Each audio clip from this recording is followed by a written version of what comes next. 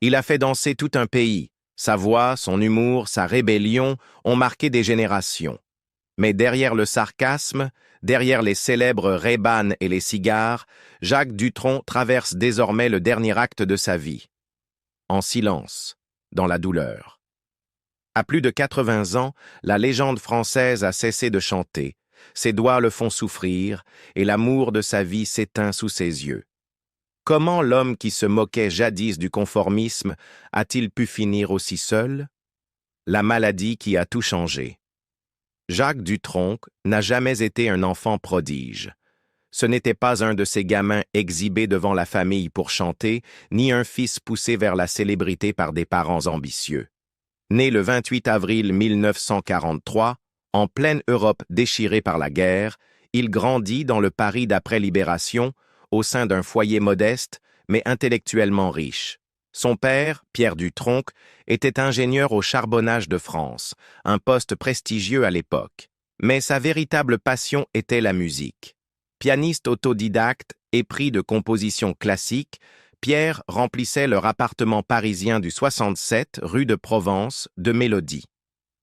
Madeleine, la mère de Jacques, partageait cette sensibilité artistique, et leur maison résonnait de créativité, de curiosité et de conversation.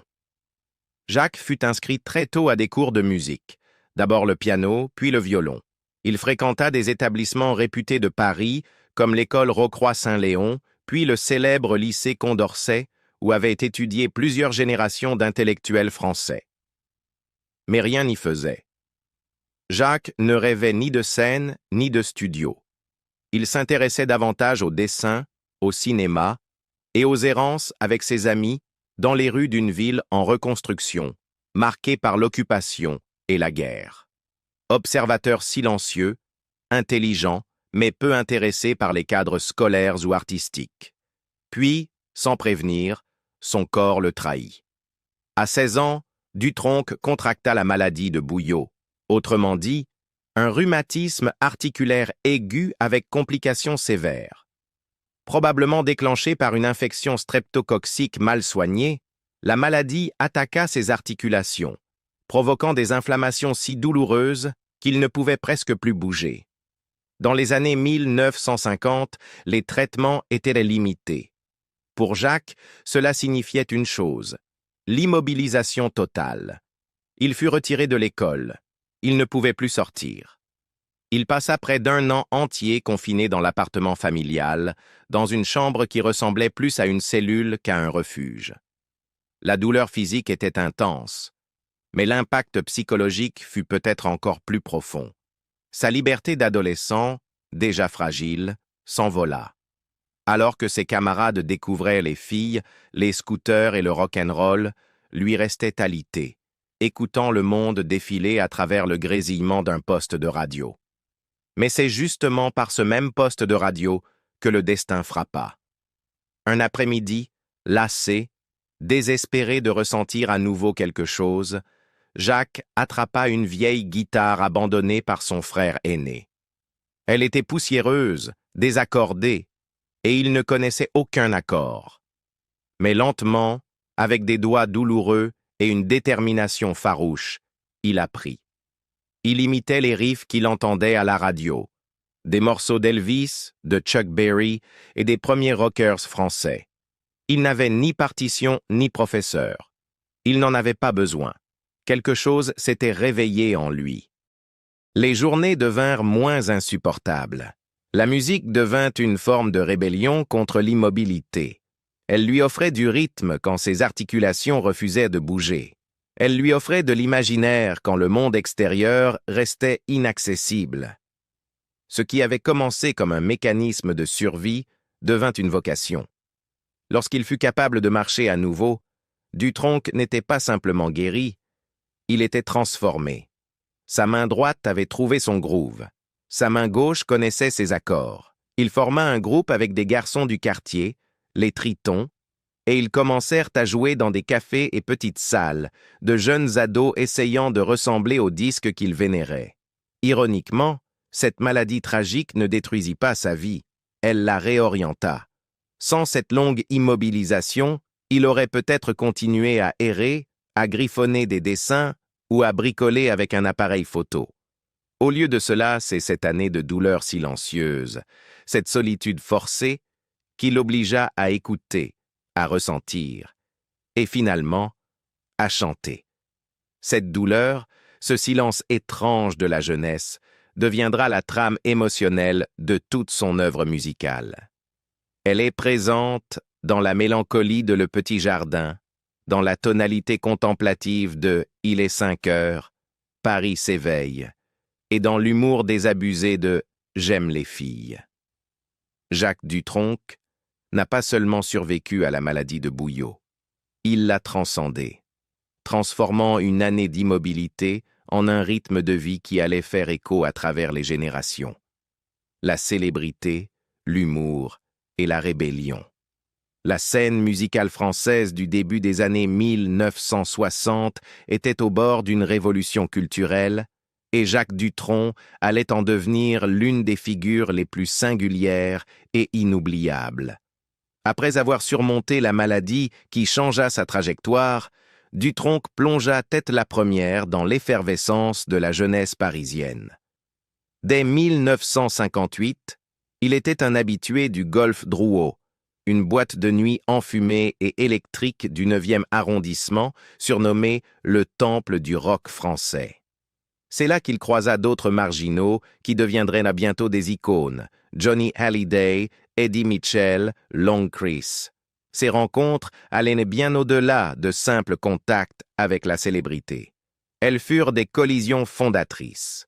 Inspiré par l'énergie du rock'n'roll et l'aura rebelle de ces jeunes stars, Dutronc commença à prendre la musique au sérieux. En 1961, à peine âgé de 18 ans, Jacques devient guitariste et chanteur d'El Toro et les Cyclones, un groupe de rock signé par le label Vogue. Leurs premiers 45 tours ne firent pas grand bruit, mais ils donnèrent à Dutronc un premier aperçu du monde de l'enregistrement, des scènes et de l'industrie musicale. Il commença aussi à explorer l'écriture de chansons, composant notamment un des premiers succès de Françoise Hardy. Le temps de l'amour. Bien que l'interprétation de Hardy devienne légendaire, peu savaient à l'époque que Dutronc en était en partie l'artisan. Le groupe finit par se dissoudre à cause des obligations militaires.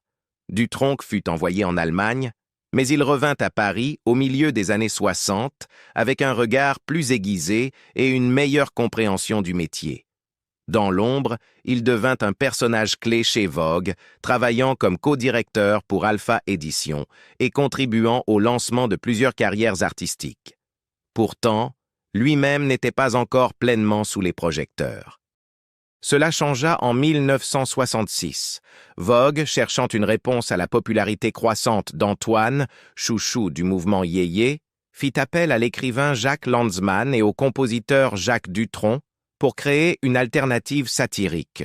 Le résultat fut « Et moi, et moi, et moi », une chanson mordante et ironique qui se moquait de l'humanisme de façade et de l'activisme performatif de la bourgeoisie française.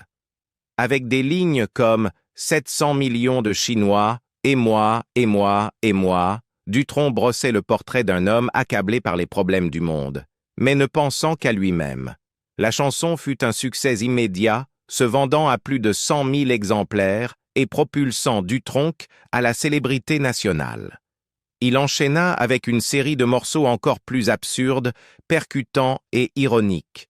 Les Cactus, une pique métaphorique contre la société moderne et ses épines, les Playboys, satire de la masculinité creuse, et J'aime les filles, une ode moqueuse aux femmes, qui parvint pourtant à rester entre charme espiègle et controverse. En 1968, Il est 5 heures, Paris s'éveille devint sa ballade la plus emblématique. Une pièce à la fois belle et troublante, capturant le cœur battant d'un Paris à l'aube, enveloppé de poésie et d'une profonde mélancolie. Mais ce n'était pas que sa musique qui fascinait le public, c'était son attitude. Dutronc n'a jamais été lisse ou formaté. Il était rugueux, imprévisible, souvent irrévérencieux. En interview, il esquivait les questions par des blagues sèches, tirait sur un cigare, caché derrière ses Ray-Ban. Sur scène, il semblait parfois détaché. presque moqueur face à l'idée même de performance. C'était tout un personnage. Il se décrivait lui-même comme « rebelle », même contre la rébellion. L'exemple le plus célèbre de cette irrévérence eut lieu lors d'une émission télévisée en direct à la fin des années 1960. Alors qu'il interprétait « J'aime les filles », plusieurs danseuses l'avaient rejoint sur scène.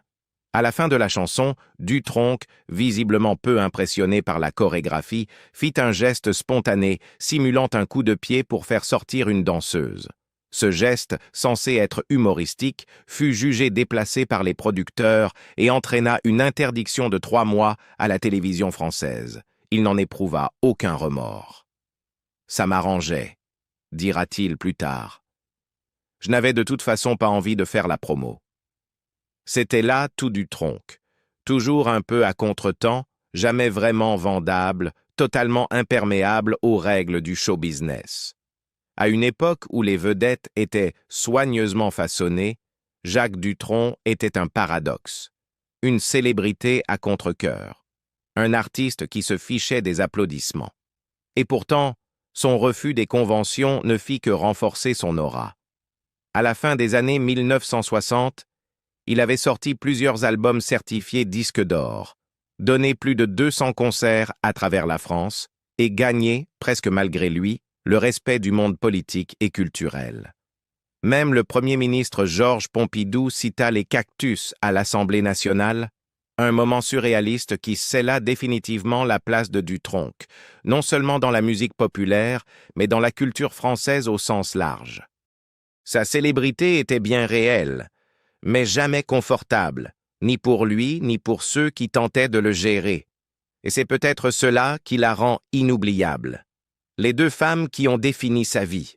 L'amour, pour Jacques Dutronc, a toujours été plus embrouillé que romantique. Ce n'était ni fleurs, ni déclarations, ni cette passion qu'on expose au regard. C'était plus discret, plus contradictoire, 2 moitiés de son âme partagées entre 2 femmes très différentes. L'une, une icône qui a traversé le feu à ses côtés. L'autre, une force silencieuse qui l'a maintenue à flot dans l'ombre. Leurs noms, Françoise Hardy et Sylvie Duval.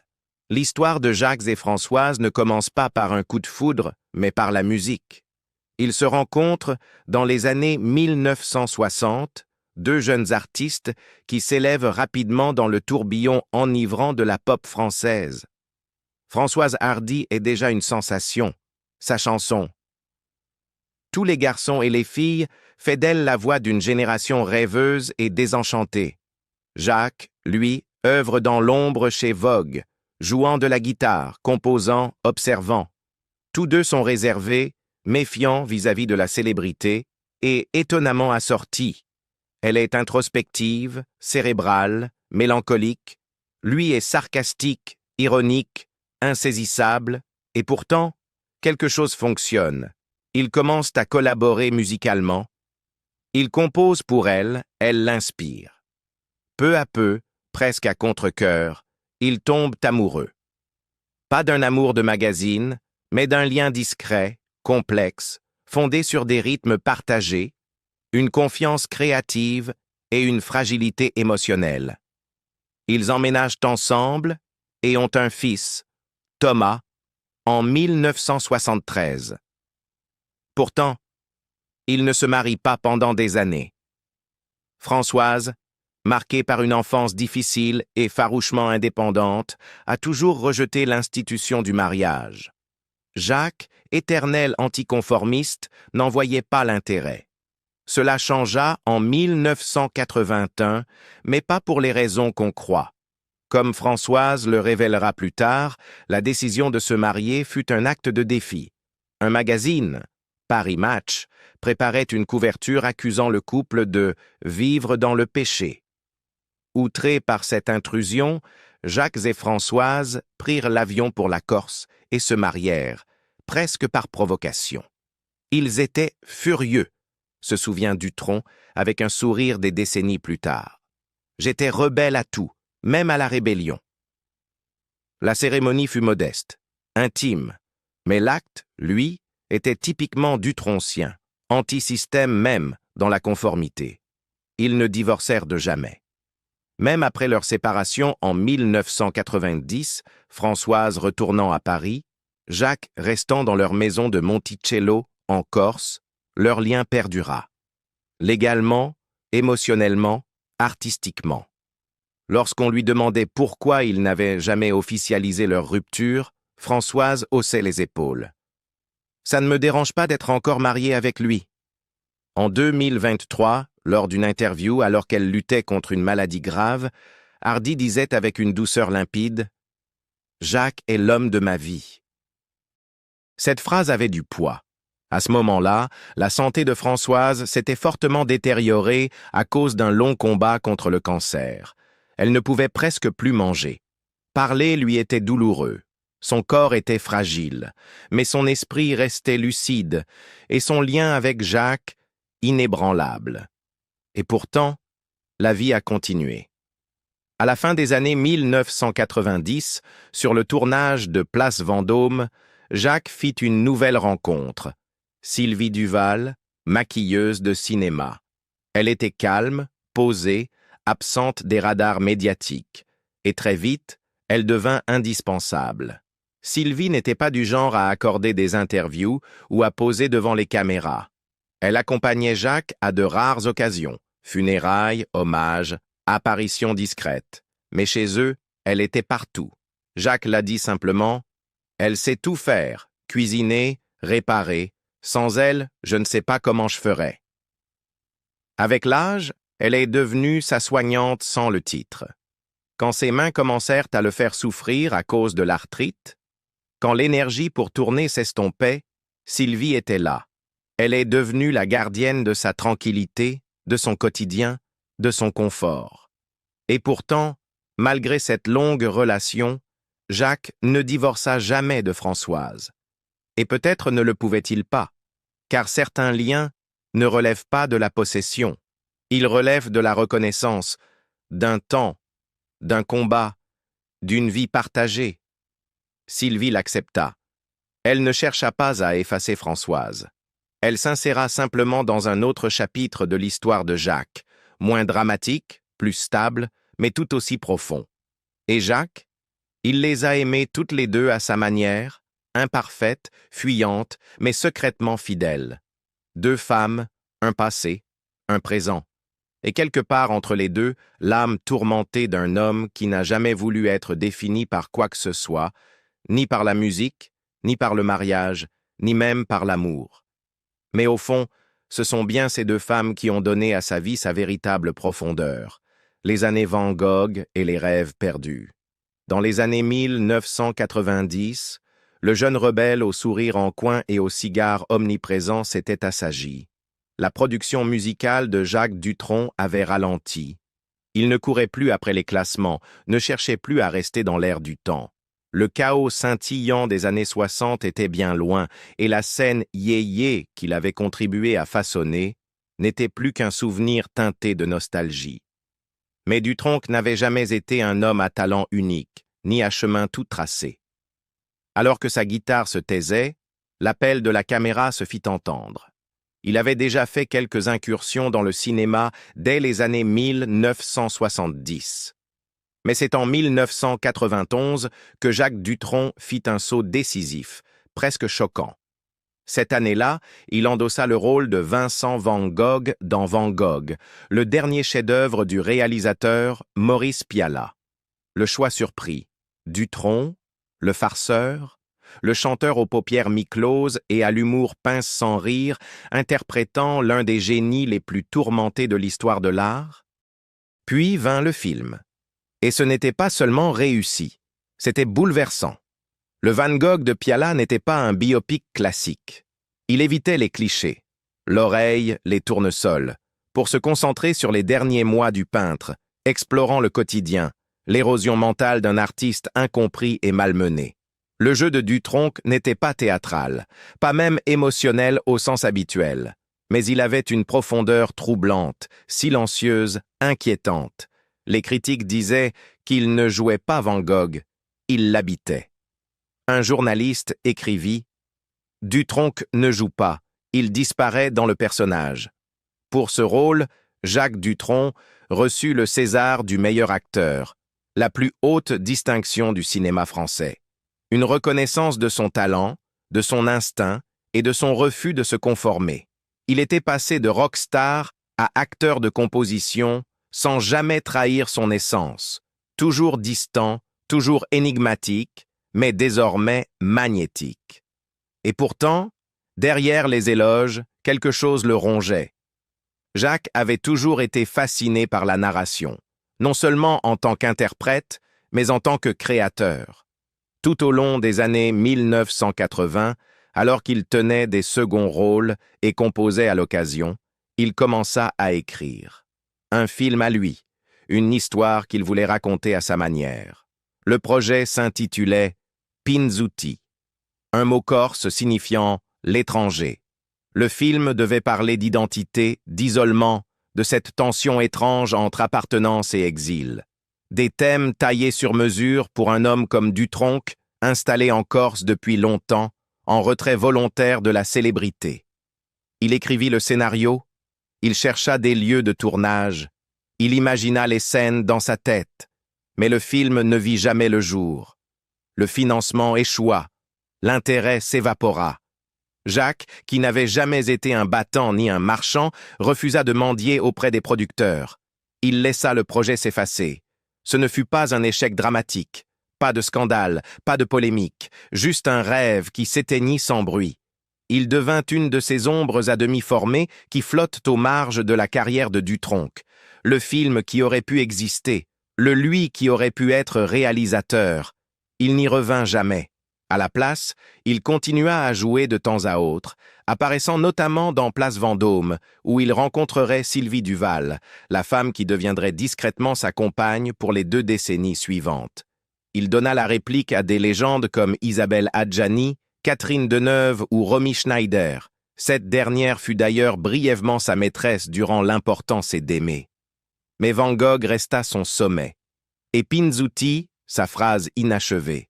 Certains disent que Jacques n'avait pas l'ego nécessaire pour être réalisateur, d'autres qu'il lui manquait la patience. Mais peut-être que la vérité est plus simple. Dutronc a toujours vécu sur les lisières, à moitié dedans, à moitié dehors. La musique, l'amour, la célébrité, même le cinéma. Il s'y engageait quand cela l'intriguait et s'en retirait dès que cela exigeait trop.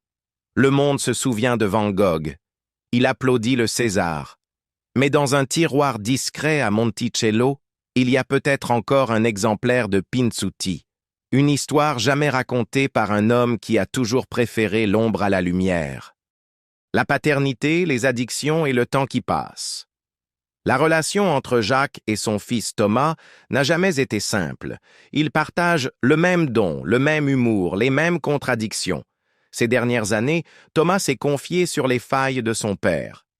Les cigares qu'il n'a jamais abandonnés, l'alcool qu'il a parfois laissé, mais jamais pour longtemps. Il a souvent arrêté de boire, mais jamais de fumer, avoue Thomas. Quand il boit, il ne s'arrête pas à un verre. Il vide la bouteille, puis la boîte. Et pourtant, il y a aussi de l'admiration. Thomas dit que la voix de son père est restée jeune, bien après ses 80 ans. Lors de leur dernière tournée ensemble, Jacques inhalait des traitements en coulisses pour tenir jusqu'au bout du concert, ses doigts douloureux d'arthrite, mais il montait sur scène. Il chantait. Il souriait encore. En novembre 2023, Jacques publia ses mémoires « Et moi, et moi, et moi », et y confia ce qu'il n'avait jamais osé dire, la douleur d'avoir vu son propre père mourir dans ses bras en 2004. « Il est mort dans mes bras », écrit-il.